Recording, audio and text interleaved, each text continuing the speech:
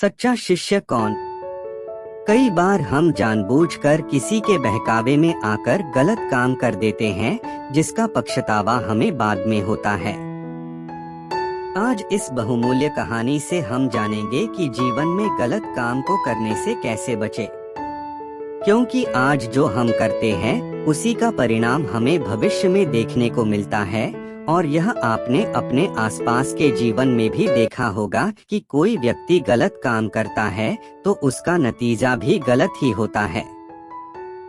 नारायण पंडित अपने समय के विद्वानों में सबसे अधिक विद्वान और पूजनीय थे।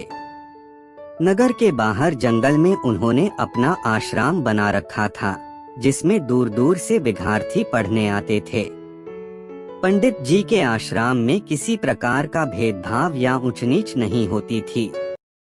राजा का बेटा हो या रंक का, सभी को समान रूप से शिक्षा दीक्षा दी जाती थी।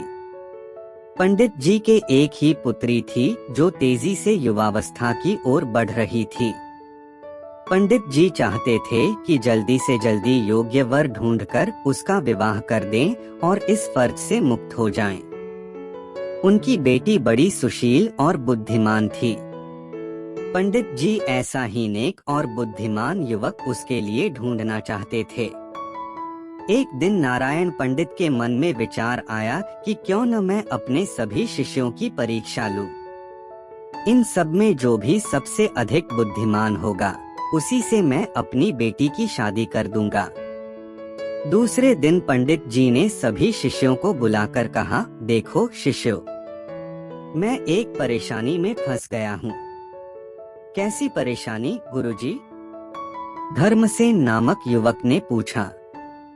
बात दरअसल ऐसी है कि मेरी बेटी विवाह के योग्य हो गई है और आज तक उसके विवाह के लिए मैंने कुछ भी बचाकर नहीं रखा। अब शीघ्र ही मुझे उसका विवाह करना है, जिसके लिए वस्त्र और आभूषण चाहिए। इसमें चिंता की क्या बात है गुरुजी?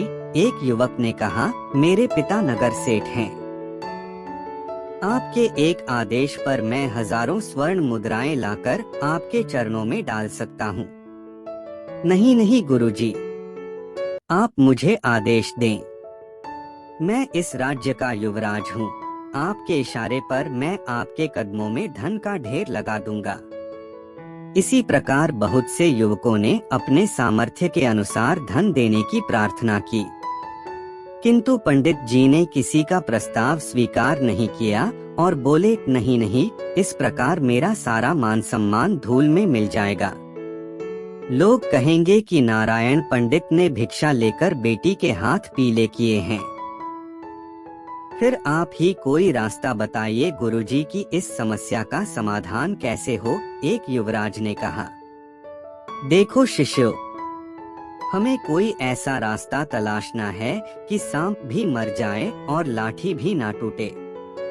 तुम सभी थोड़ा थोड़ा सामान जहां तहां से चोरी करके ले आओ, मगर इस बात का ध्यान रहे कि इस चोरी का किसी को पता नहीं चलना चाहिए।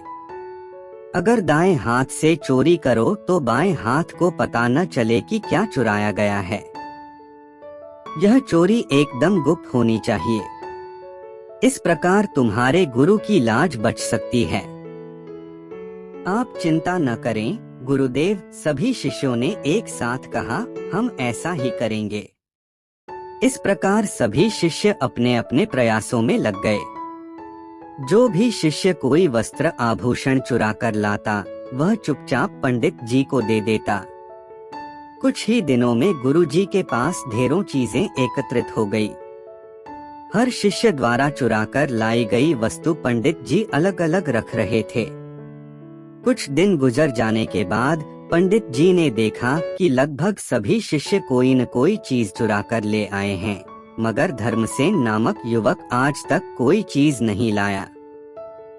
एक दिन उन्होंने सभी विद्यार्थियों को एकत्रित किया और बोले, धर्मसेन, हमारे हर शिष्य ने अपनी सामर्थ्य के अनुसार चोरी करके हमें कुछ न कुछ ला कर दिया है, मगर इतने दिन गुजर जाने के बाद भी तुम कोई वस्तु चुरा कर नहीं ला सके।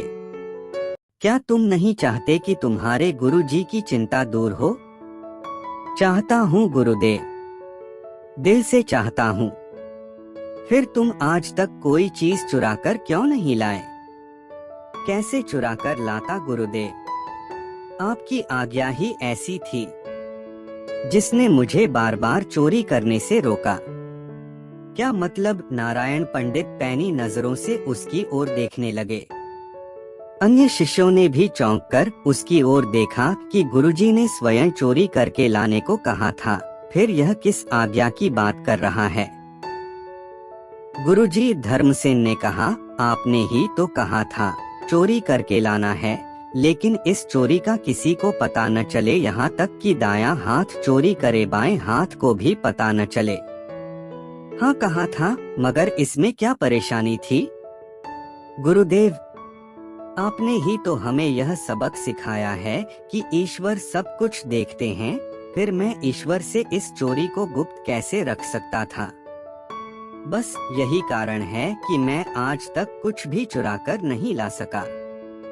धन्य हो तुम, धन्य हो बेटे। नारायण पंडित ने शाबाशी से उसकी पीठ ठोककर सभी छात्रों के सामने उसे सीने से लगा लिया और बोले, तुम मेरे सच्चे शिष्य हो।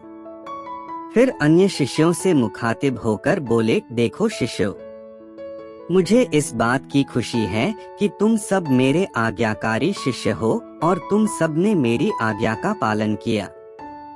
मगर मेरे बच्चों, आज मैं तुम्हें एक शिक्षा और देता हूँ। यदि माँ बाप, भाई बहन, यहाँ तक कि यदि गुरु भी किसी गलत कार्य को करने के लिए कहे, तो भी जीवन में कोई गलत कार्य नहीं करना।